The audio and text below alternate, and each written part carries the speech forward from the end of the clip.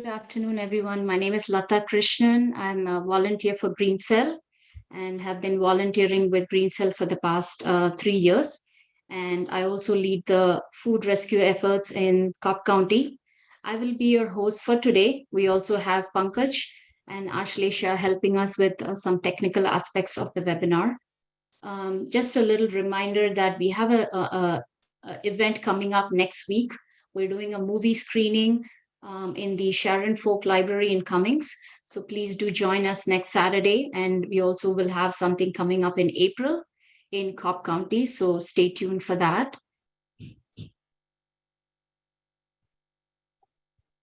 Green Cell is a volunteer-run nonprofit organization. We are very passionate about raising awareness of environmental issues and promoting sustainable solutions. As a part of our efforts, we run several community projects such as utensils loaning, cleanup drives, food rescues, recycling campaigns, and helping events to go run. Our objective is to help everyone incorporate small and big green changes in our daily lives, which will go a very long way in reducing our negative impact on the environment and the natural world. Simply put, our aim is to help everybody go green. Check out our past webinars that we have had done, and it's all in our YouTube channel. You can see the recordings of composting, solar energy, investing in sustainable future, diversity in your garden by our very own Uma, and also rainwater harvesting. Before we start the webinar, I just want to go over some housekeeping rules. We'll have everybody on mute so that we can hear Uma clearly. If you have any questions, thoughts to share during the presentation, please use the Zoom or YouTube chat live to send us a message. Our volunteers are monitoring the chat windows and will get all our questions to Uma. Uma will answer all the questions either during the presentation or at the end of the presentation. And if you have any questions after the session, do email us at greencellatl@gmail.com. It gives me immense pleasure to introduce our speaker for today, Uma. Uma is no stranger to the Atlanta community. Uma is an urban gardener who volunteers to help people set up their food gardens. She has set up over 100 food gardens in Atlanta and its suburbs. Her approach is one that works with nature and keeps gardening fun and useful. She is otherwise engaged in teaching and writing about financial markets for her profession. She's a storehouse of knowledge for composting and growing a very healthy, high-yielding garden, and is always willing to share this knowledge. So please check out our past webinar recordings on any topics related to gardening. Once again, a very warm welcome to our speaker, Uma. Uma, the floor is all yours. Thank you. Thank you, Lata. It's a joy to always talk about gardening.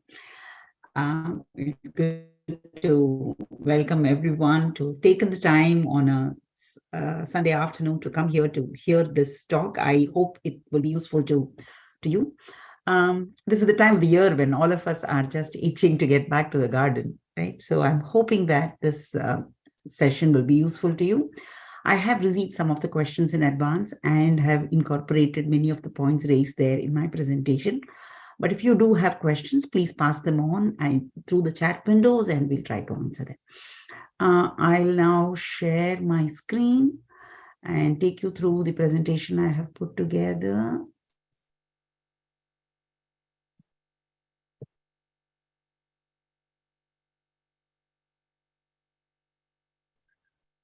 Is it visible, Lata?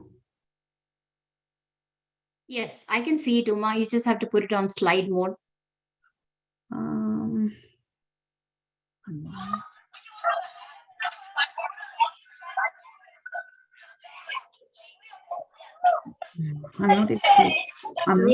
not able to. Slideshow. Yeah, press on the slideshow. There's a down arrow. And if you do presenter view, it should show up. This is actually Google Slides, it's not the PowerPoint. So Yeah.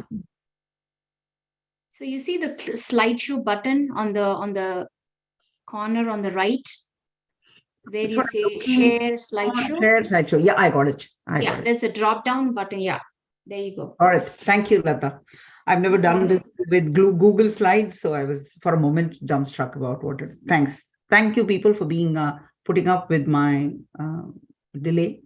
Okay. So, returning to the garden is what we're going to talk about today because we're all waiting to return to the garden, right? And start doing things. What I will do today is to take you through a set of slides that will cover these three aspects. As we said, there is a lot to talk about gardening. And those who have heard me before will know that I can go on and on about this topic that's very close to my heart. We're going to talk about growing to the season. What are we going to do? Go so on and so forth is our topic. So we want to be able to help everyone who wants to start and grow to the season. People have asked questions about rotation. We will talk about that.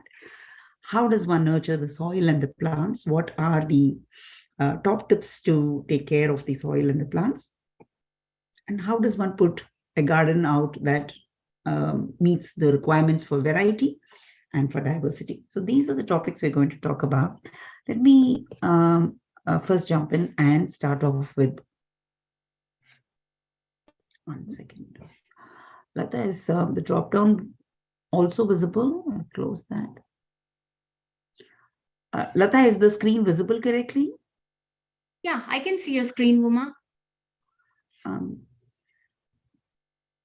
is there Yeah, and it's the slide transition is too slow, actually. Is it moving to the next slide? Or no? I did earlier. No. Are you moving the slide presentation? Is this my screen that's being shared or is it yours? Yes, that is your screen which is getting shared. Up and down arrows are not working. Okay. Oh, yeah, Okay. there you go. I can see it now. Yep, it's All right. moving. Okay. So going to the we have an unexpected and what do you say? This is not something that happens at green cell seminars, but anyway, I'm sorry. So growing to the season. Now, there is a lot of talk about season, but in my mind, the easiest way to understand it is to look at it as winter for sugars and summer for water.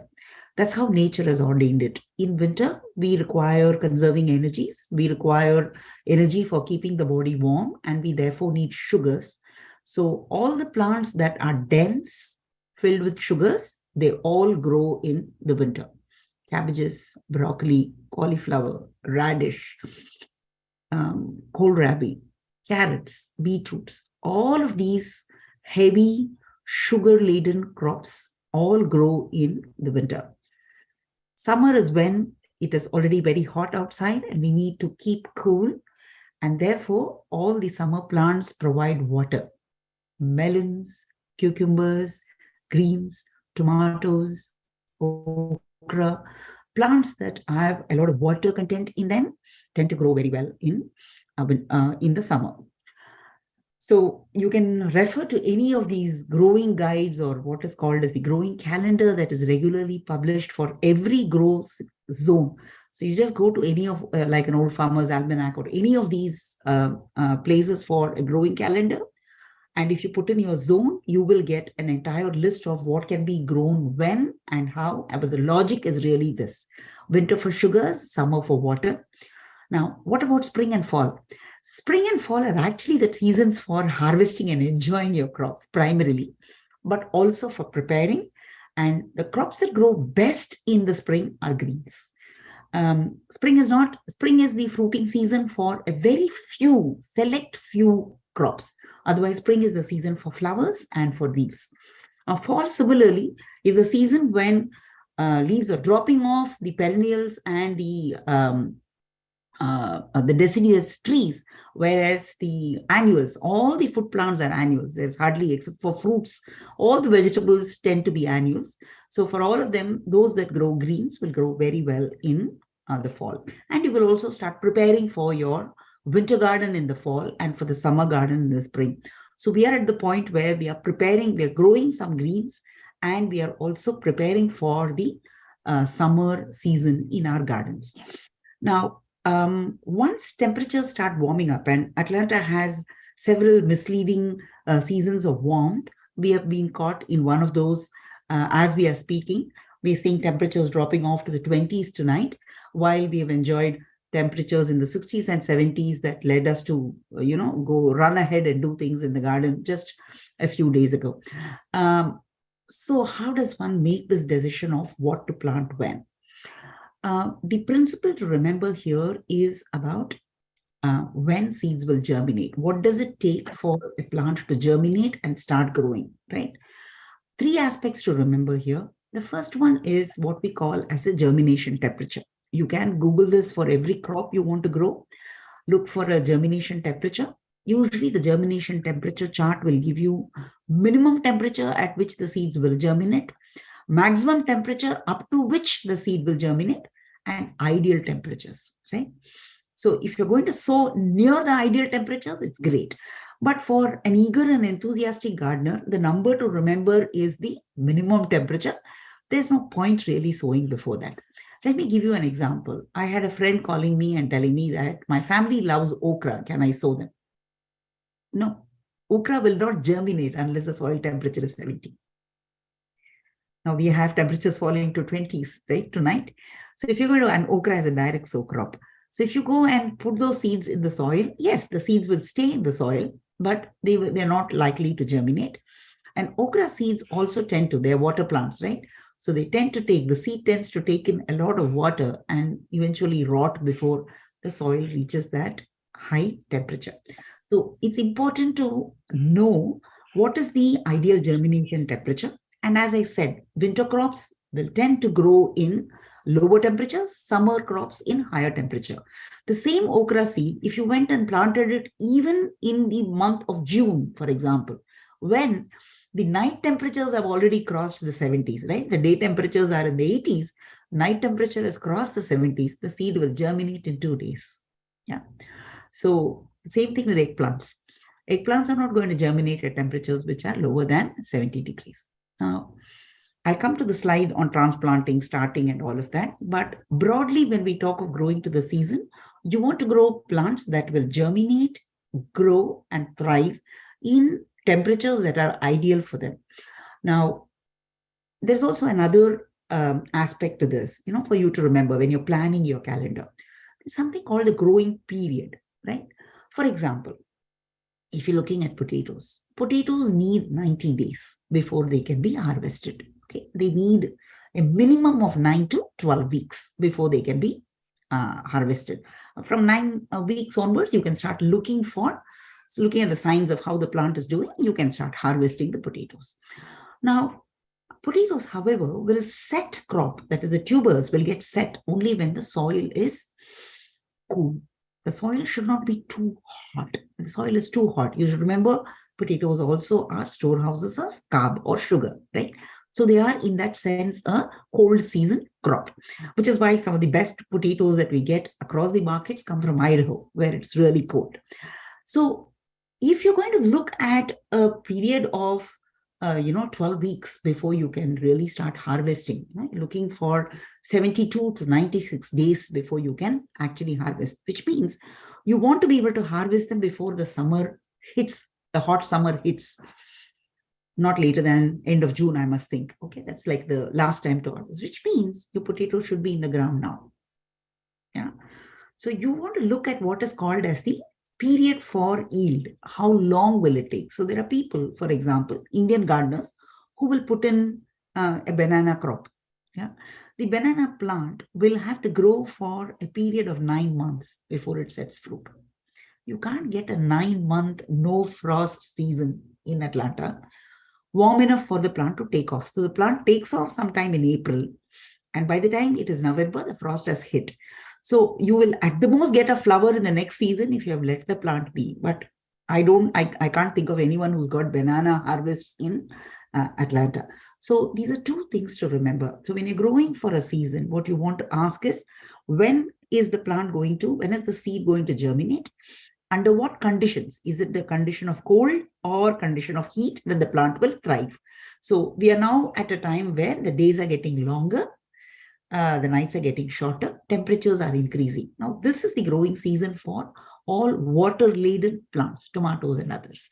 So if you've reached around September, 21st of September, nights are going to get longer, days are going to get shorter, the period is going to get cooler. So you're going to grow winter crops, right? And if you remember the time to yield, it'll give you a good idea of what can be grown here and what cannot be grown here.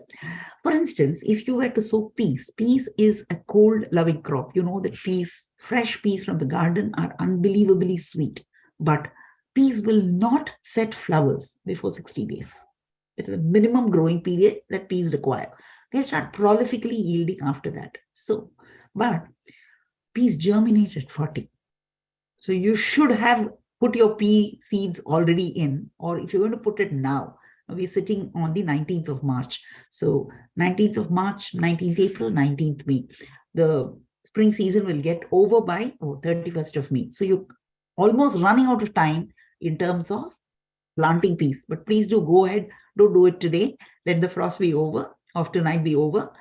In the next couple of days, if you put in some of the pea seeds, you should be able to get some harvest as long as the spring season is not too hot and the temperatures don't become too warm.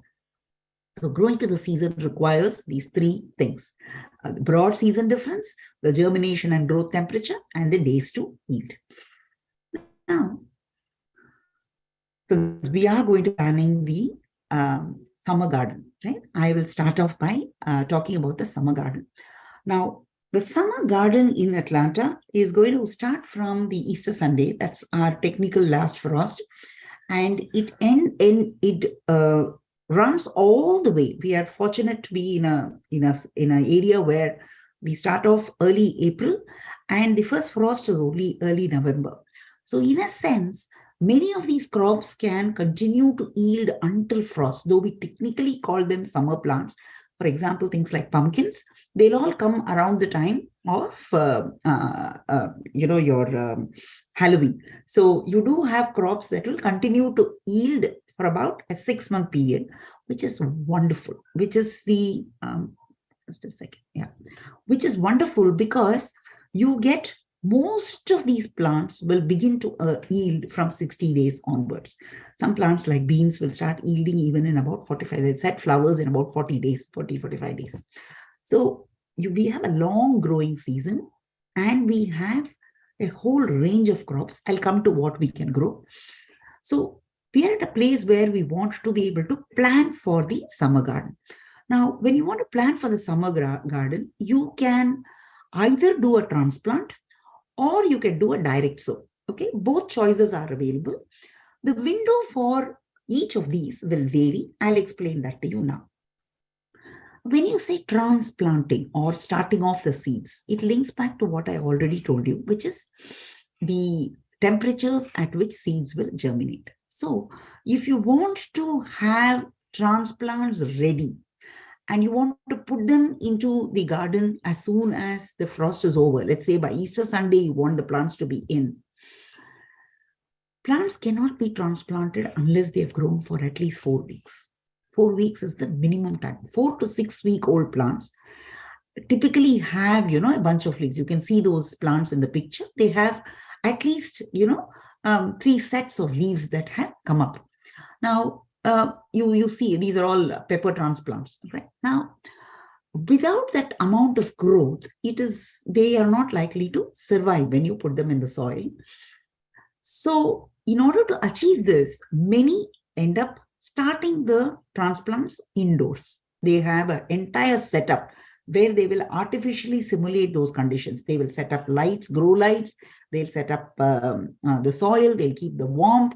They'll make sure that the plants are grown. And then by 8th of April, they're ready to put their plants into the ground. Okay. As you might have guessed from the tone of my voice, I don't do any of this. Not that it is wrong. It's a lot of work. It's a lot of work. And if you have a fussy spouse like mine who does not like soil inside the house, you don't stand a chance. So I did try doing a greenhouse for a few years, but what I did find was that there are two choices that are available. By the time the soil warms up, provides you a nice window. Even before then, Atlanta provides windows of warmth, right? So I can start my seeds, keep them out. There's a bother of keeping them out and bringing them in the sense that you just bring the trays in to the household for a few nights, like today when it is cold, and get the starts. These starts that you see have been established like that in the corner of my garden. And over the years, I have learned that if I start after the 21st of March, I'm still fine. Because as I told you, we're going to work backward, right? So those of you who haven't started, those of you who are still wondering when I should start gardening, you're not late. I want to, this is the time when there is so much anxiety about missing the deadline. Oh, I haven't started anything. I don't have anything to put it in the ground. No, Atlanta has a long growing season and you have enough time to start when temperatures are looking all right, when the dangers of frost are lower. There's a stray one night or so of frost when you can actually bring your trays inside. Put them in a shaded portion of your garden where you get morning sun and afternoon shade, and your transplants are going to do perfectly fine. There's only one caveat. By Memorial Day, let's say 31st of May, is when the temperatures will start going up, which means your transplants which should go into the ground by that time.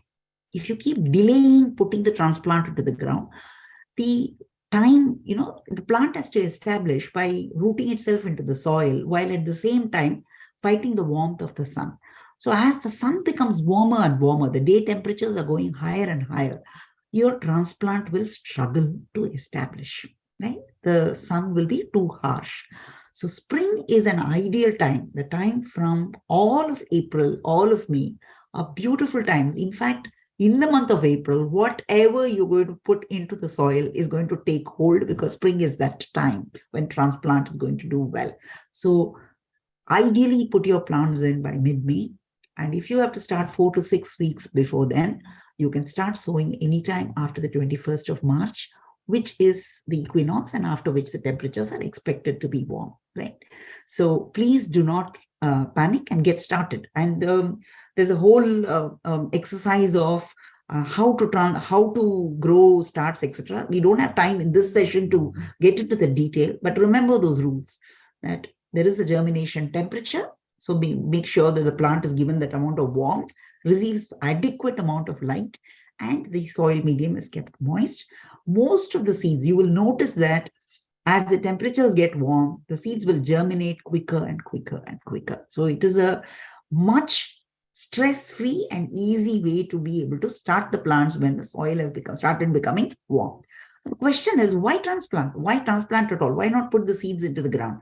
Now, spring is not only the time when seeds will germinate, but it's also the time when eggs will hatch. All kind of bug eggs will hatch.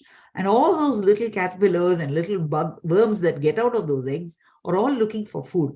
So if you're going to sprinkle your tomato and other seeds into the ground, tomato they don't care for much actually, but peppers and eggplants and others into the ground, these bugs will get them. So it is good for you to protect those that have to be transplanted for about 4 to 6 weeks. Allow the plant to become strong enough and then go and transplant them. That's where you want to do the transplanting.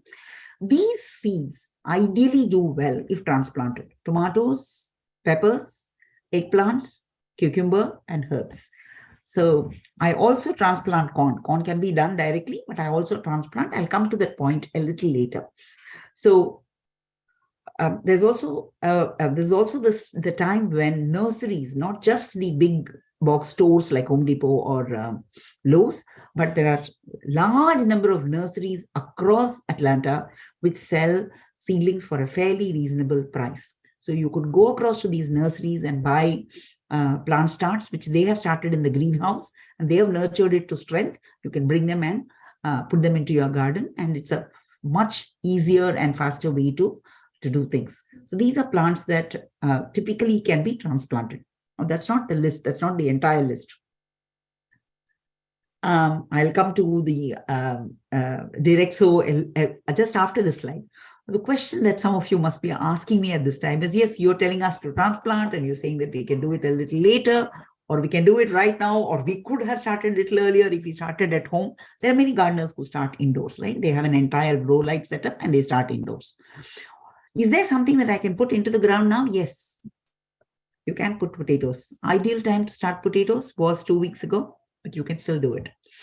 Get the seed potatoes from any of the stores and put them. Avoid the store-bought potatoes. You can get lucky or unlucky because store-bought potatoes are sprayed for stopping their sprouting. So you don't want to use poor quality seeds. Use seed potatoes.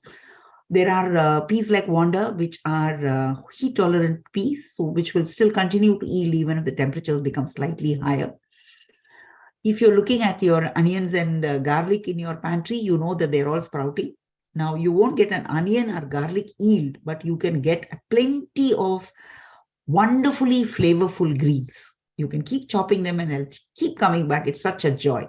So just grow those greens, grow onion greens, green onions and garlic greens for harvest and for flavoring your food. They have a fantastic flavor. Greens like methi, kasuri methi, mustard, dill, spinach, chard, coriander, radish, and beets, they will all germinate even at this cold temperature. So you don't sow them today. The night temperature is particularly cold. Wait for a day or two, and you can sow all of these seeds and get a spring crop. As I said, all of these are leaves that you will enjoy. So all of these leafy plants will do well in this temperature of slightly colder nights and not very warm days. The only exception here is beet, because you can harvest beet greens. Beet greens are extremely tasty. They can be used in salads as well as in other gravies. But for the beetroot itself to set, the temperatures have to be low. So it will take you some time. Resist buying cabbage, cauliflower, broccoli seedlings from stores, even if they are selling them. Why? Going back to the earlier slide, these are 60 to 90-day crops. You don't have that kind of time. And these are cold season loving crops. You sow them now, they will all bolt and go to flower, right? So you're not likely to get a yield if you sowed cabbage or cauliflower or broccoli at this time, even if ready transplants are available. Okay. So the problem with spring is if you have a cold spring, you will have wonderful yields of radish going all the way until end of May. But if you have a hot spring where the temperatures are quickly rising, radish will just go to flower and you will hardly get any. Once the plant has gone to flower, you won't get, the energy is gone to the flower and seeds. So you won't get a harvest. So you're taking a chance. So lean more on leafy vegetables that you like to eat and keep your time for preparing for the lesson, for the season. Try to keep it small. Now, if you can see this tray that I put in here, I have put in methi here into this tray, sown very closely and harvested and used as microgreens. You can grow any microgreen in the season, mustard, methi, radish. Radish microgreens are excellent in salads. So just take a small pot, throw in a bunch of seeds, wait for it to just come up in about 7 to 10 days, harvest the greens and enjoy them. That reduces your risk. This is not the time to really kind of, the next week or so, it's not the time to start something very large scale. Clearing up the garden, doing other things are all good. But we are in that in-between season where we can start transplants, but we are not ready still for direct sowing. So please please keep that in mind. My favorite set of crops, except for the tomatoes, peppers, and eggplants, which I do grow. Those are only 3, and herbs. Those are the only 4 that I grow in trays, right? My favorite way to grow summer vegetables all through summer is direct sow. Direct sow is so easy to do. As you can see here, the soil has been prepped. Small holes have been poked with my fingers, and these are okra seeds which are going to go in here. This is the spring crop that is already there. There's some kale sitting here. There is some bok choy sitting here. I've already harvested the methi from here. I've made some beds here and lines here, and I'm going to put some direct crops here. By the time these crops germinate and they grow to some height, I would have removed these and I would have put seeds here. So you don't have to you can transition from one season to another. Even as you're waiting to harvest one set of crops, you can start sowing another set of crops. Direct sowing is extremely useful. The idea is for the soil to get warm. As the soil warms up, you can keep sowing. It is my habit to pretty much sow every other day during the season. I have a variety of things that are growing. I'll just show you my list in a bit. Keep sowing. Even if you don't do every other day, do at least every week. The growing season is beautiful for direct sow. Consider the adult size of the plant. Don't crowd them up too much. Space them well and sow. And do not sow plants which are which are very succulent in the way in which they come up, right? What would happen? I mean, very juicy and nice cotyledon laid plants, because bugs are all hatching, they'll keep eating them. So you sow some cucumbers, which is one of the reasons cucumbers are started in trade.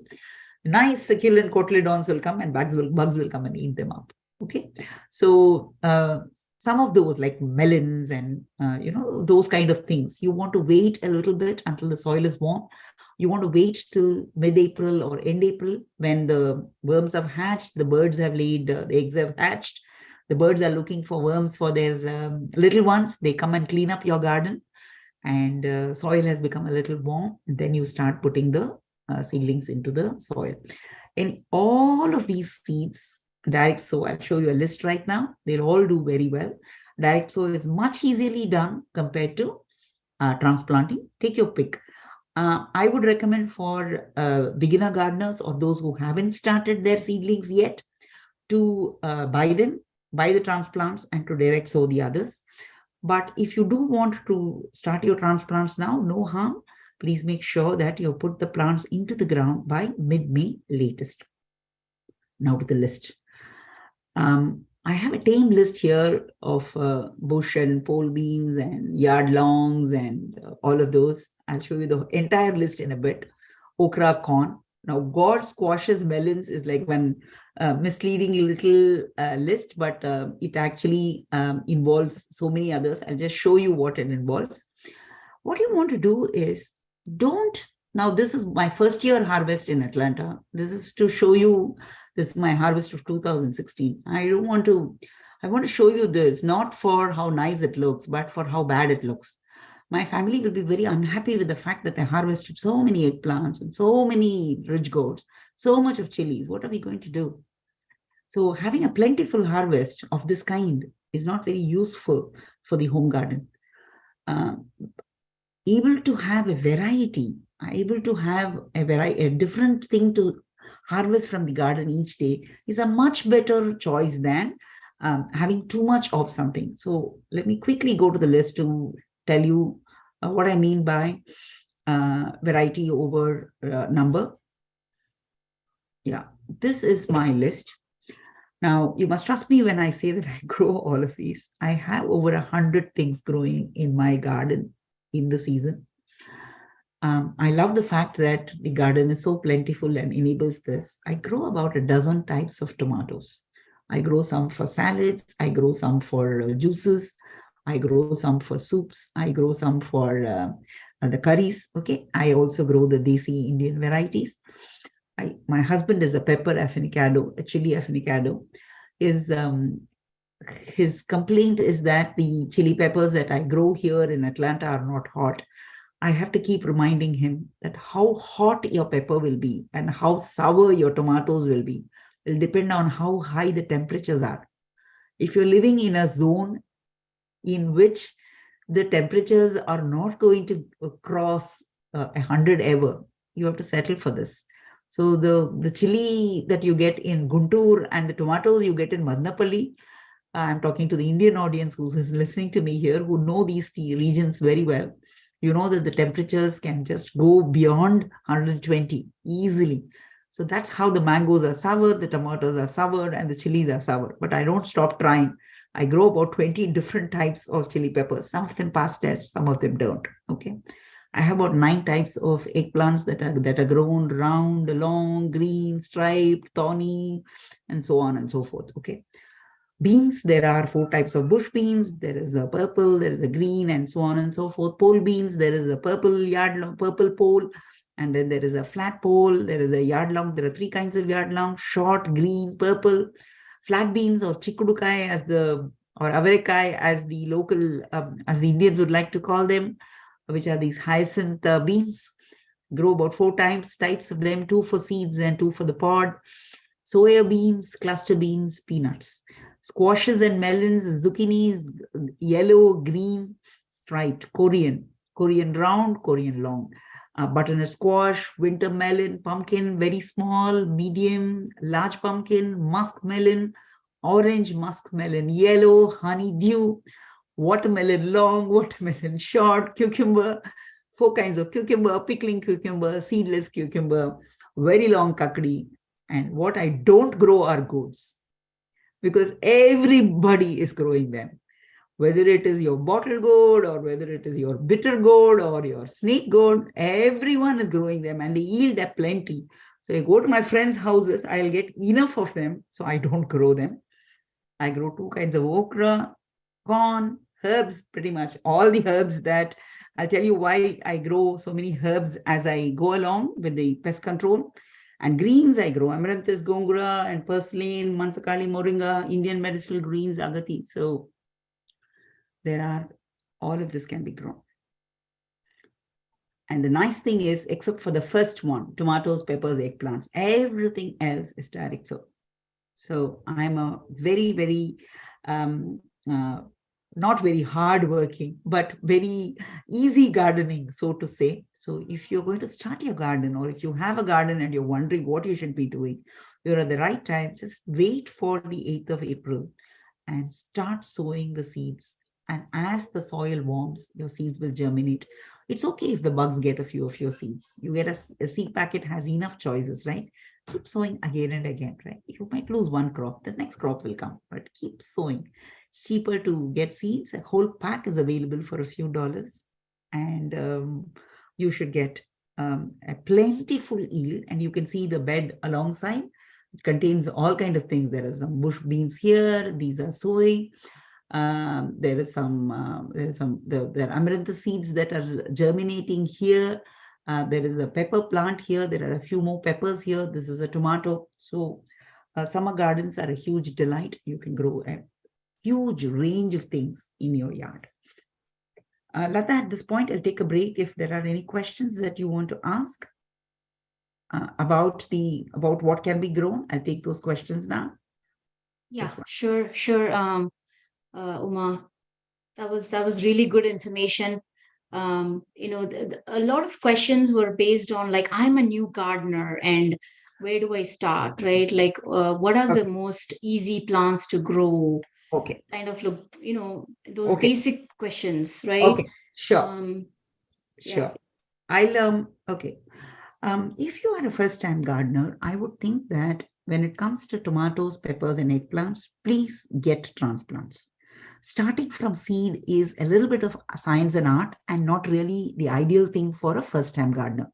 So for tomatoes, peppers, and eggplants, please get the plants. For as far as the green go, at this time you can sow methi, you can sow spinach, so you can start those. They're fairly easy ones to start. But from this list, if I were to look at very easy ones, beans are very easy to grow. The bush beans are very easy to grow. They don't even require any support. Get a pack of bush beans of any kind. You walk into any of these big box stores or any gardening store, you should look for bush beans. There are a lot of local varieties that are available. You should be able to sow them. They will germinate.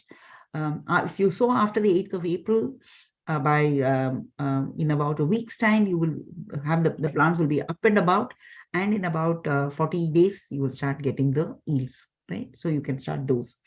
Now, most of these squashes are easy to grow. Just pick what you want to grow. In the first year, don't grow too much of variety. Choose what your family, we say grow what you eat what you grow, right? So choose just a few, or join with friends and share some seeds, so that you start about 2 or 3 melon plants, so to say. So any of these can be grown. Just choose 2 or 3 of them. They will need a little space to grow, and I'll talk to you about it in a bit. Now, all of these greens are also easy to grow. You just have to wait for the soil to warm up. So maybe end of April is when you want to put them. So do them. Corn and okra, I have listed them separately because these are some of the most easy plants to grow. Just poke a hole and put the seed and you're done. So whether it is okra or whether it is corn, they require, I'll talk about sun and other conditions in a bit. So doing okra and corn, doing tomato, peppers, eggplants with transplants, putting in some beans and putting in 1 or 2 melons might be the easiest way to start for a first-time gardener. I'm going to the part 2 of my presentation where I'm going to talk to you about how to manage all of this together. I mean, I'll give you more tips and tricks there. Now, as far as getting started with the summer garden, these are my top tips for the day. Don't be in a big hurry. Soil temperature has to warm. The bugs have to finish having their growth spurt. Then your plant itself, you start inside, it grows feebly, it is so lanky, trying to look for the sun. By the time you put it outside, it's so weak, lost all its energy trying to look for how to grow. Instead of that, if you just waited for 2 weeks and put your seed when the frost is gone, the soil has become warm, day temperatures are well above 70s, you're going to do very well. Yeah. So don't be forced to begin and don't be in a hurry. As far as the summer garden is concerned, winter garden is still tougher because you have to be very careful about timing. As far as the summer garden is concerned, there is nothing like starting late. We have the long summer season to look forward. The only thing for you to remember is if you have to put a transplant, you have to put it by mid or end May at the most, right? If you're direct sowing, you can sow anytime. Now, ideally finish off all your sowing by June. July and August are rest times for the gardener. You just go into the garden to get your harvest. That's it. And let me promise you, you can't be in the garden. The garden will have enough number of flying insects that will bother you. Atlanta is filled with them. So you would be happy to go early in the morning, get some harvest and come back. So finish off all your tasks by June. Now, the last 3 are points that I want to talk to you about. Allow space for plants, right? You can see how far away my lettuce plants have been put. Okay, allow space. Now, when we say allow space for plants, what we're talking about is let the entire plant have access to the sun. Let one plant not keep shading the other plant, right? That's how these plants have been put. So if you're growing tomatoes, brinjals, okra, peppers, all of these, you have to put them when you direct sow them, beans.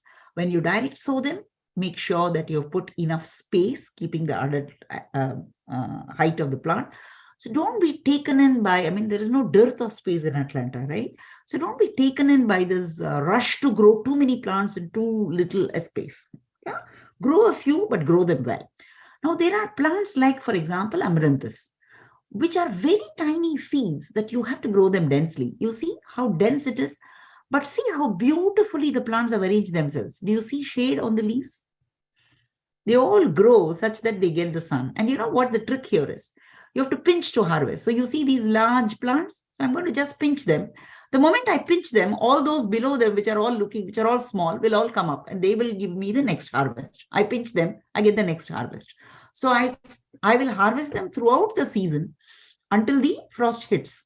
So tiny seeds, plants like amaranthus can be grown densely. Methi, you remember the methi picture that I showed you.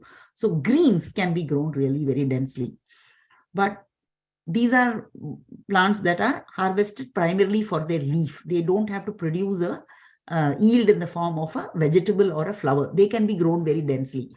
Plants that require space, which will have to, which broaden up and which will have to yield fruits and vegetables will require space.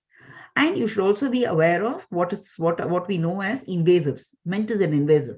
Don't make the mistake of putting mint on the ground. It will pretty much go and occupy the entire garden. Try and contain plants like these, which will find their own space and keep spreading through their branches and roots, will keep rooting into a container and hold them up, right?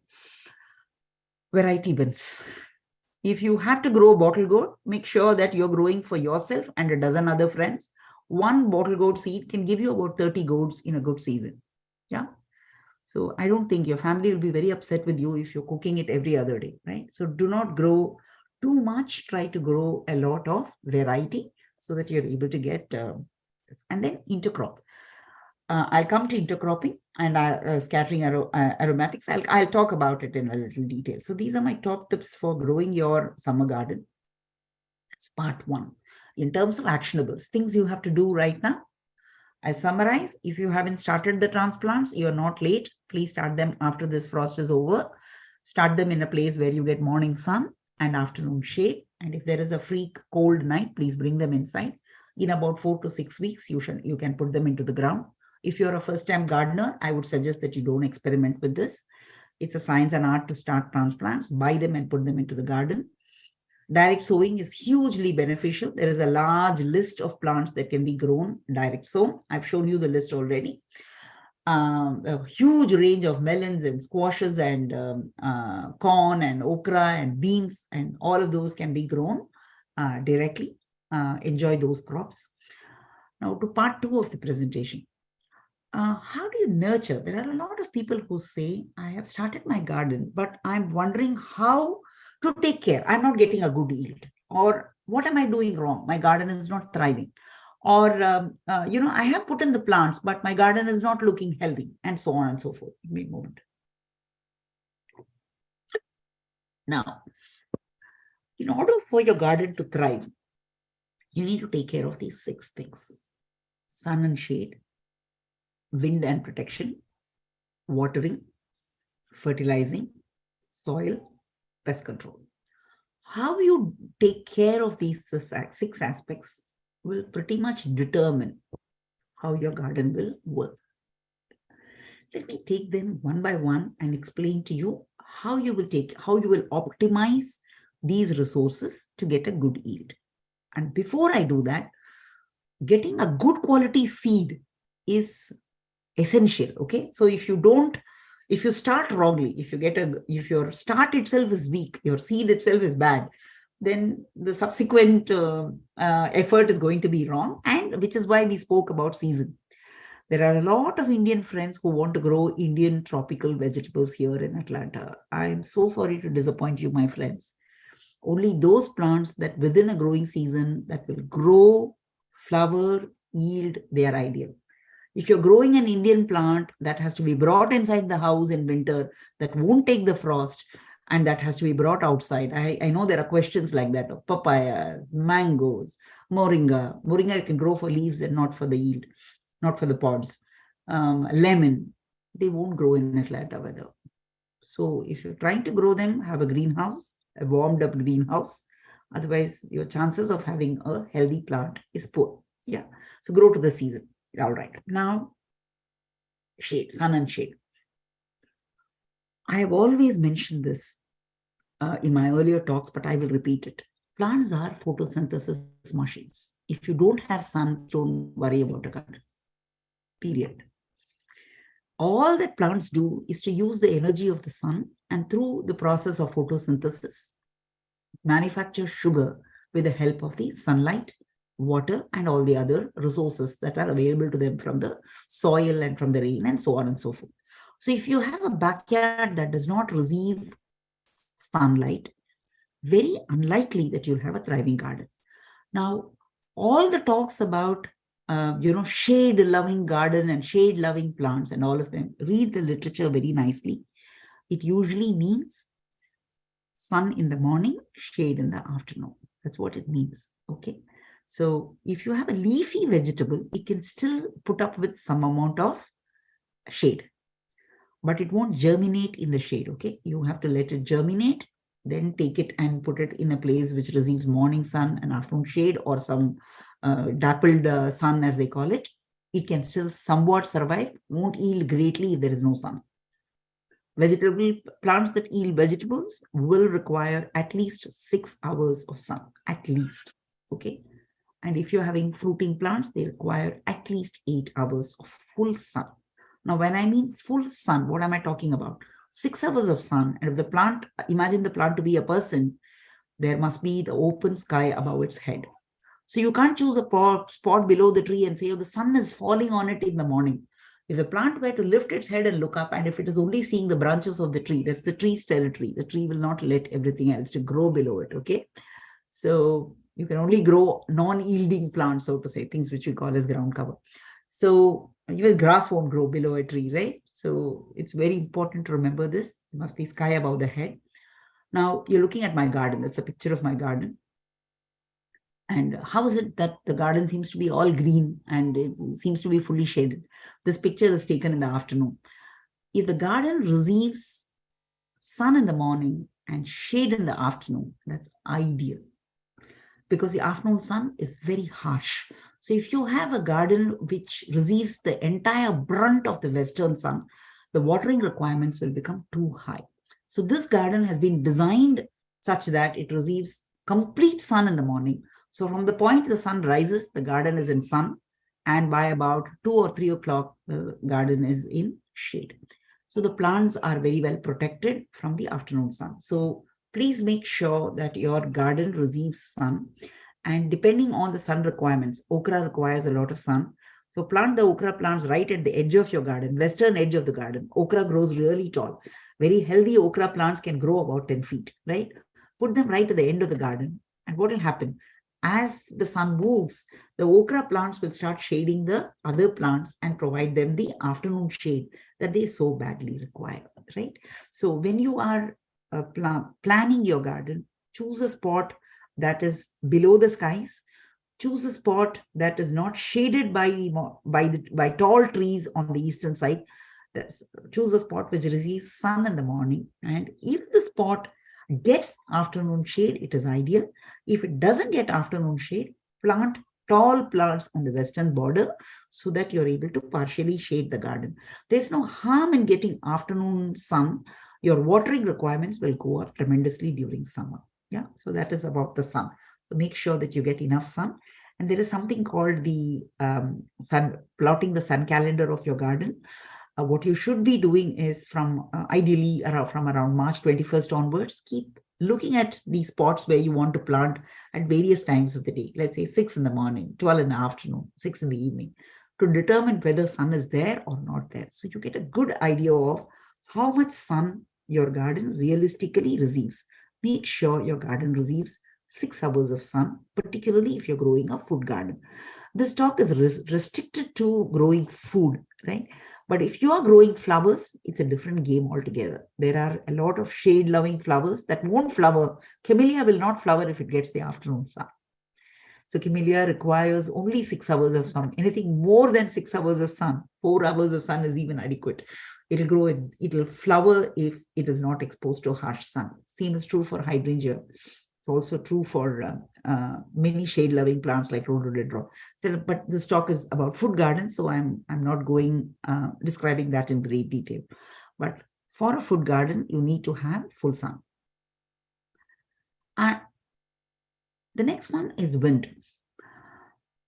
Your garden is not going to thrive unless there is air circulation, right?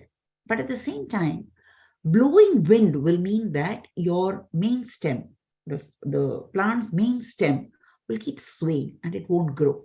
So this is a tip for you when you're buying plants in the nursery or in the big box stores. Don't go by how the plant is looking in terms of, its leaves, its flowers. I'm very surprised to see people buying greenhouse grown tomato plants which are already yielding. They feel very accomplished buying a very healthy plant. They think, no. The sign of a healthy plant is a well-rooted, stable main stem. So you see the main stem of the plant. So in the nursery, you should use your forefinger to just touch the main stem. If the main stem is firm, good plant. The main stem is moving, the plant is already stressed. The main stem should not move. So you look at the trees when big winds are blowing. What do you see? You see that the trunk of the tree is stable. Nothing happens to it. The swaying all happens at the top. So if you see natural forests, the swaying will happen at the top and they won't fall. But if you see man-made tree lines, they're all planted in a straight line that creates a wind channel. Wind will just gain velocity as it rushes through and trees will fall, right? So you must make sure that the main stem of your plant is well supported. It should be deep. It should be firm. And if possible, mound it up so that you're able to protect it from the wind. Yeah, mound up. Take a little bit of soil, mound it along the main stem of the plant and make sure that plant is standing stably. Now, if your plant, like the indeterminate tomatoes that we grow here in America, are large, tall, indeterminate tomatoes can grow up to 10 feet tall, right? They should be supported. If you don't support them, they will get diseased because air is not circulating. The same is true for creepers and other gourds and other plants which require space to grow. So many of these, like pumpkins and melons, require about 30 feet of space. Yeah. So they need to find that space to grow and thrive. And if you see how they arrange themselves, they'll arrange themselves with all the leaves facing the sun. That's how they'll arrange themselves. You need to see, there's another, yeah. So you need to make sure that your plant is not, your leaves will sway, yes, in the wind, but the main stem should be stable. But that doesn't mean that wind is bad for your plants. It is the wind that enables the roots to grow strongly. More the breeze that comes to the plant, more, when we're growing transplants, we actually show some, the fan is turned on to make sure that root systems develop well. The development of the root systems to a large extent depends on wind circulation. So make sure which is why spacing. When you space your plants, you make sure that air is circulating very well around the plants so that they don't get diseases. They are able to breathe well and they're able to grow well. Now, if you have a 10 by 4 bed and you put 15 tomato plants on them, you're not likely to get any yield. It is not because they can't find nutrition. Many people argue about it. There are ideas like square foot gardening where enough plants are planted in a small space. Planting too many is not the problem. Planting in such a way that air circulates is a science again. So if it is so new and strange for you, make sure that you don't plant too many. Yeah? Make sure that wind is circulating. Make sure that your plants are always supported. Staking the plants, putting in a stick and tying the plant to it. Staking your plants. Supporting them with trellis. And the trellis, many times I've seen trellis are so flimsy, swaying in the wind. Trust me that climbers will not take support on anything that is shaking. The plant will be weak, the plant will not grow very well, it won't thrive, and the yield will be poor. So if you're using something makeshift, tying a thread, and the thread itself is dangling in the wind, the plant will have no confidence of using that as support and growing. What you're seeing in the picture is a cattle panel, and I have been using them for the last 7 years to great effect. And so many, I've recommended it to so many friends, so much so that arched cattle panels are today seen as a garden, which I might have probably set up. Yes, but the word has spread quite a bit. Yeah, but having firm trellis helps manage wind very efficiently. The plant connects to the trellis and holds and grows very well. Yeah, make sure that air circulation is good. Always trim the lower leaves. By the time summer comes and fungal infections are going to be high, make sure that you have trimmed off the lower branches. The tree breathes from bottom up. Yeah. So make sure that the leaves are not touching the ground and getting infected. Make sure that there is air circulation that's available. Wind is an important component of health of the plant. I have seen that in 8 out of 10 cases, just these two factors, sun and wind, these are the only two reasons why yields are poor. I'll come to the third important factor in a bit. So make sure your garden gets adequate amount of sun in the morning and protection in the afternoon. And you manage wind very well. These are the 4 points for you to remember. Enough wind for circulation, enough wind for disease prevention, enough wind for the plant to thrive, but not so much wind that it'll uproot the plant. So it's a nice balance, isn't it? You support as well as expose the plants to the wind. Yeah, this is the third thing. If I were to be asked what is the one reason why many gardens fail, or one reason why people give up gardening, is because watering is wrong. Water deeply, not frequently. Getting up in the morning, many people associate gardening with holding the hose and standing in the garden. No. Your plants don't require water every day. They don't. You have to water very deeply. Every adult plant requires an inch of water every week. Yeah. So water very deeply. You see how I'm watering my plants. So that is a plant, that's a pepper plant. You see the molding, you see the main stem. I have mounded around the main stem so that the plant is not swayed by the wind. And you see the ditch which has been created around it. And you see my pipe does not have that end contraption with various settings, right? People love those settings, shower and, straight and cone and sprinkle. And, I have none of that. I've removed it. Yeah. Because you do not want to disturb the soil. And you just place the hose at the plant and just drench it. That's the way to water. Yeah. On all your sprinkler systems are harmful because once you wet the leaves, you will invite fungus. So leaves don't require water. The water is required by the root. The roots will have to hold the water. The soil has to hold the water. And you must learn what is wet and what is moist. What is moist? You poke your finger into the soil and take it out. Your tip of your finger must feel moist. But if the tip of the finger returns with water in it, it's wet. So if the soil is wet, all the air gaps that are there are filled with water and not air. The plant can't breathe. So watering too much can also cause death. Okay, an overwatered plant will wilt and die because it cannot take up the water because all air spaces have been clogged by water. So don't water the leaves. And many people tell me that they are standing there with a hose and the plant will imagine it is raining. I think plants are more intelligent than that, isn't it? If it's going to rain, it's first going to get cloudy. So the air temperature will change. The moisture content of the air will change. Yeah, because it's going to, the humidity in the air will change and then the rain will come. So then the rain is beautiful for the plant. Blazing hot sun, if you stand there with a shower and put water on the leaves of the plant and tell yourself that you're tricking the plant into believing that it's raining, you're going to invite some fungal infections on your leaves for wetting them in that hot blazing sun, right? So please do not sprinkle water on the leaves, and please do not spray water on the ground and assume that you're watering the plants. If you must do one favor for your plants, you must mulch. Make sure that you mulch the soil. Do not expose soil to the elements. The sun will heat it and powder it. Wind will dry it and make it fly. Rainwater will compress it and kill the air gaps. If there is one thing that you must do in your garden is mulch. Make sure that your grow areas are covered with crushed leaf mulch and the rest of your garden is covered with wood chip mulch. The best place to store rainwater is the ground. If your garden is well mulched, it will absorb the rainwater very nicely and remain moist. You don't have to water. 1 inch of water in a week is adequate for your food garden. The third reason why gardens fail is because gardeners tend to overwater. They tend to shallow water too much. So the root system is not deep enough. Okay. Then fertilizing. I grow only organically. These are pictures from my garden. I don't think any of this shows any poor health.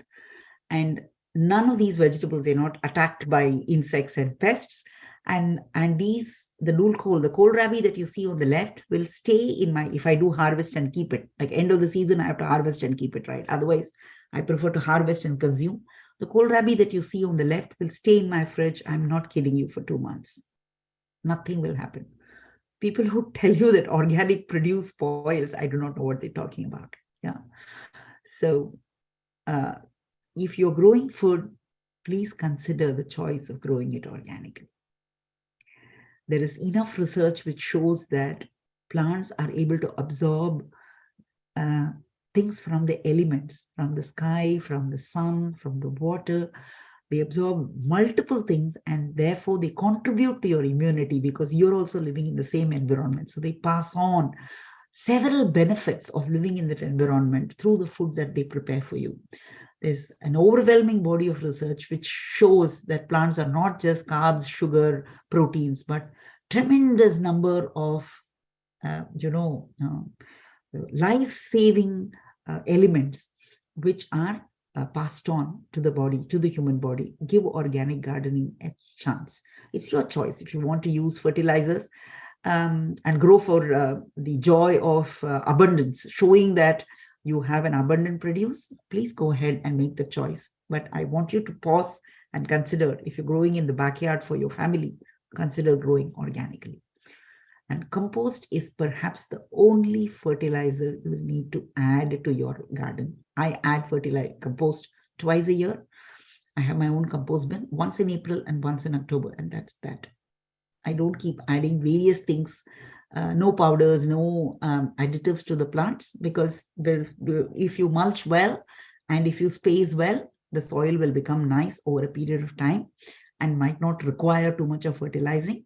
So you can make your own compost or buy compost. And if you're going to get manure from any of the neighborhood stables or farms, make sure that it is composted well.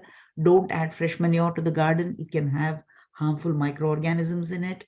Allow it to completely break down. It should break down in about 6 months to a year's time.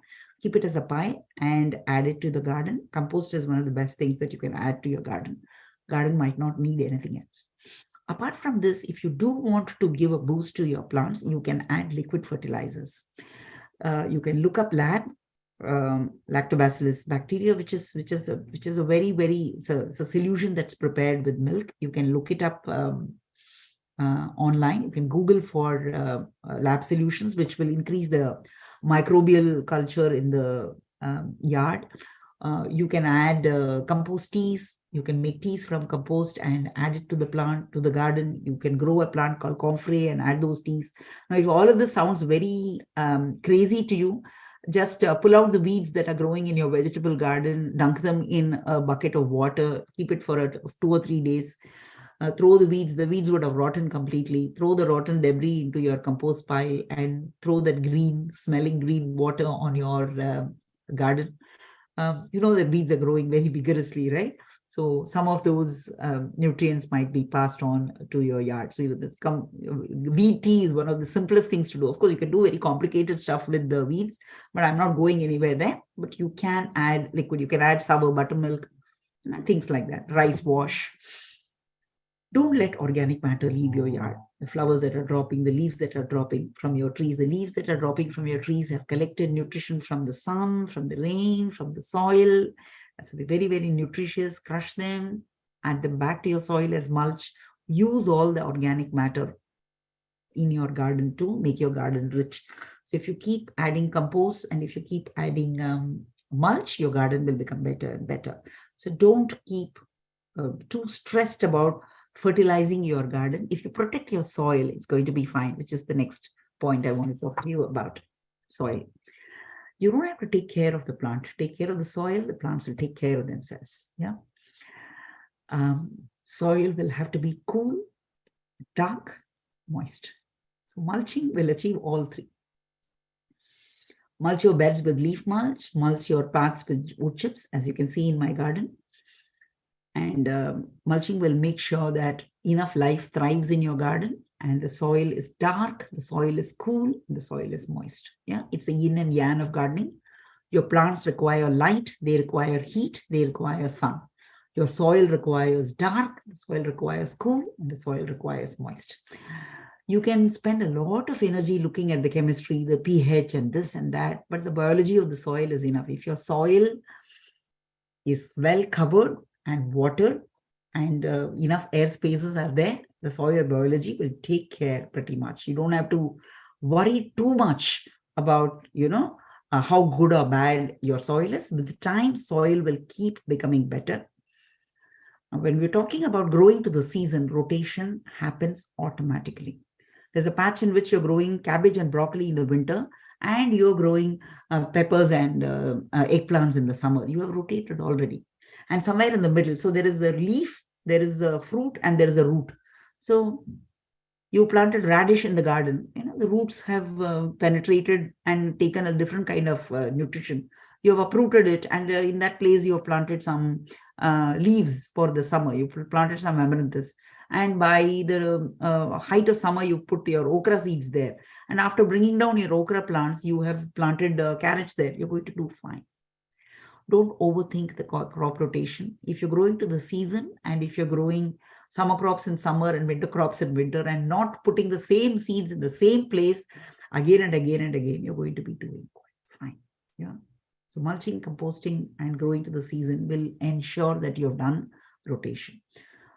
When I say keeping soil alive, soil is a live organism. There are millions of life forms that live in soil, some which are visible, some which are not visible. And for those to thrive, the soil must remain moist, mulch to keep the soil moist. Yeah.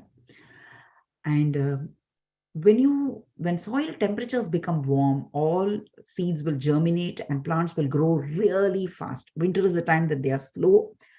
Smaller plants like cabbages and cauliflowers will grow very well in winter, but large branching plants like tomatoes and beans and others will thrive in the summer.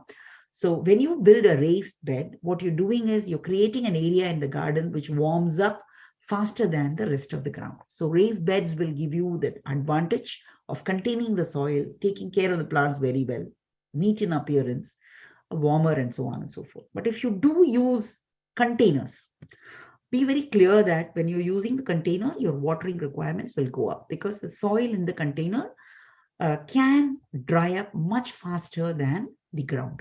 So if you are doing a container gardening, you have a great advantage of taking the container where the sun is, but your disadvantage will be this, that it will require regular watering so that it doesn't dry out. So the way to grow your garden is to be able to harness these energies, sun, wind, water, and fertilizer. Once you have them all, once you have these, what I've told you are the essential basic principles, you're going to do well. Yeah. Last one, pest control. What you see here are my coriander plants flowering. I'm supposed to be chopping off the leaves and eating them, right? And why have I let them to go flower? They'll all flower by April. Yeah, by mid-April, that's how my coriander plants will look. I'm not going to get a great yield of seeds from them. Of course, I'll get some seeds for the next season, but those nice, aromatic, tiny white flowers will attract a huge army of a certain kind of fly and wasp, because these have very tiny mouths and they have to depend on these little aromatics to survive. They will clean up my yard of all the pesky bugs. So the way to do pest control is to integrate into your garden flowering, aromatic plants. So that whole list of herbs which I told you about, I grow them to make sure that my garden is protected. I don't spray anything, organic, inorganic, nothing. I don't spray anything. I just make sure that I have mixed in the garden. So your garden must have onions, garlic, basil, parsley, cilantro, dill, fennel. So please plant these everywhere so that you're able to attract the right kind of predators that will keep your garden clean. Birds are your big allies. Yeah, they don't need seeds. They need seeds only in winter. Rest of the season, they're all eating worms. So make sure you have purchase, right? So your stakes, your branches, which are all there in the garden, are all purchased for birds. They'll swing, fly in, sit there, look up all the little worms and bugs that are there in the garden, which they can eat, and they will eat them all. Okay. Make sure that you have, and if your garden receives as a certain amount of a good amount of shade, and if it has a certain kind of cover which is there then under the shade and cover there are a certain kind of pests that can lay eggs and can proliferate. So if your garden is a shade garden, it means that it is growing in containers in just diffuse light, you will have a higher pest problem. Make sure that your garden is receiving enough amount of sun. Yeah, at least 6 hours of sun is your a good defense against pests. Having aromatic plants, host plants, amaranthus will, the amaranthus that is there at the edge, I don't know if it's visible here, there is amaranthus here at the edge. It protects all of this. This basil which is sitting here is protecting these. There's borage which is here, which is protecting these plants. So make sure that you have plants that will, they are called trap plants. Amaranthus, you'll find the leaves are all completely eaten up by bugs, but the plants next to it are all surviving. Yeah. So marigolds, amaranthus, and perch and camouflage. Do not have rows and rows of the same plant, right? If you kind of camouflage it, then you will be able to protect the plants as well. And make sure that you're putting flowers alongside, these are sunflowers that are there, and, yellow, orange flowers are beautiful for the garden. Make sure that flowers are growing along with vegetables. You see the amaranthus here, it's protecting these chili plants. So make sure that you have a combination here. They will make sure that your garden attracts the right kind of bees, wasps, and predators, and keeps garden well pollinated and also protected from bugs. So I've spoken for too long. This is one of the many gardens that I set up. This belongs to my friend Jasmine, who's here. That's Jasmine and Aji. And that's Aparna and Sushmita, who are also standing there. If you see here, there's all a combination of things, right? There is okra there at that corner. There are flowers that are growing. There is a gourd that is spreading all over the fence. And then there are leaves, there are plants. So make sure there is moringa. So make sure that your garden has a mix of all of this. So when you say microclimate, it's about balancing the sun, the light, shade, moisture, air circulation.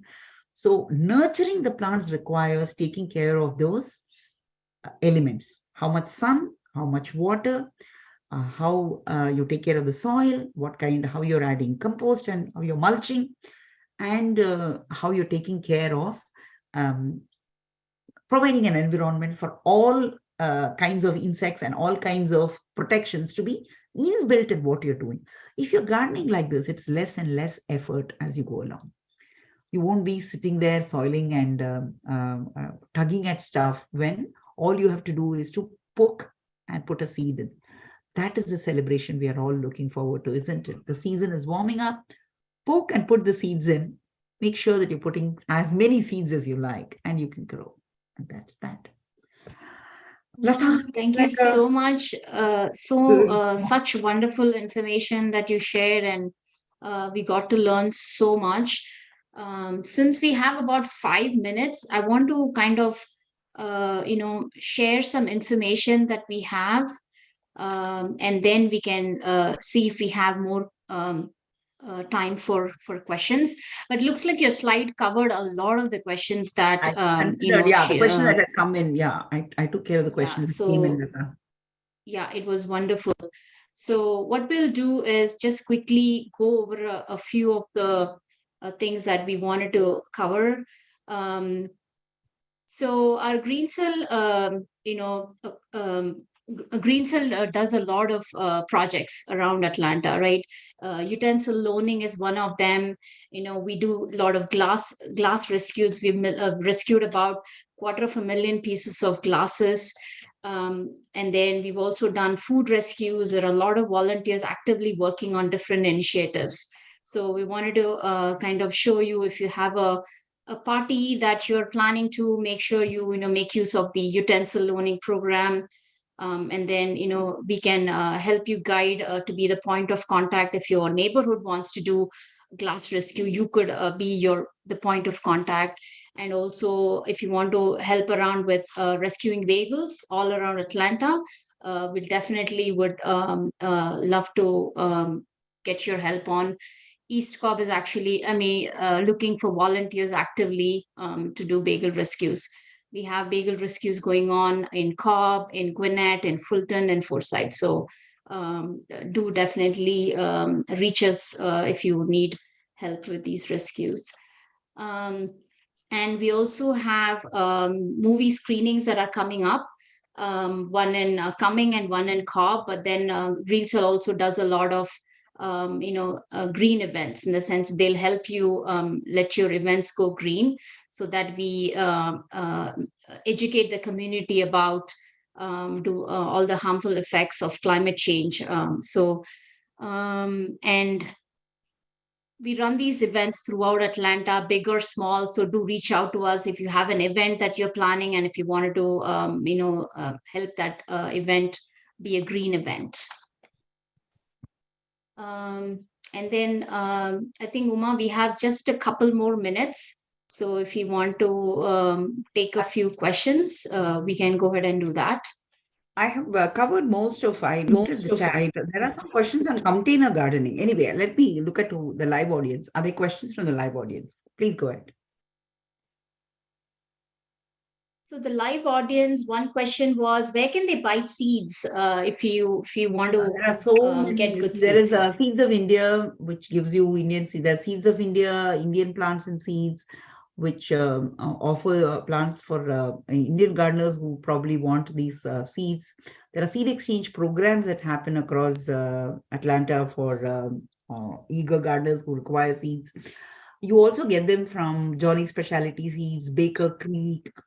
There are so many of these seed vendors, and of course, there are friends who buy seeds from Walmart and Dollar Tree and grow quite well. Yeah. So seeds are available across the board. And of course, the big box stores also have seeds, which you can pick up. Tractor Supply Company has seeds. So you don't have to order them by mail. You can just pick them up from any of these box stores. If Awesome, you're looking for awesome. Indian plant seeds, yes, there is Seeds of India and Indian plants and seeds. Yeah. Okay, cool. And then I saw one more question about if they have a smaller space, they want to kind of do it in a very contained way. Let's say I have a smaller deck or a smaller space that I want to do. Any tips that you have The to grow in a container smaller garden space? is a container gardening is the same principles apply for container gardening as well. The only thing that you have to remember, size of the container is not a big deal. You don't have to grow in very big, huge containers and keep changing the soil. No, soil only becomes better with time. You don't have to keep changing the soil. No, you can add compost to any soil and soil will become better. You compost and mulch, whatever you have will become better. Just mulching will make it better, right? So there's no need to change the soil, so to say. I have to repot and change the soil. Not required always. But what is important is that containers will require much more intensive care in terms of very prone to overwatering, Right, right. Yeah. very prone to drying, very prone to overwatering because you will water too much, the nutrients will all leach away. So containers require a little more care with respect to watering and with respect to mulching. Otherwise, I think Okay. container garden. I mean, I've grown radishes in, small coke tins. So Right, right. grow anywhere. That's Any awesome. plants require a handful of soil. They're going to do fine. Okay, great. Uma, thank you so much for such good information. Loved all your tips. Start early, grow local veggies, grow as a community, and don't overcrowd your crops, share what you grow. What wonderful tips. And, it was a phenomenal webinar. We really wanted to thank you for your time. And Thanks, we well. wanted to thank all the audience and the participants for that time as well. And I hope to see you all again in future events or future webinars. Thank you so much. We Thank you appreciate very it. much. It's always a joy. Thank you very much. Thank you. Thank you. Thank you so much, Ma.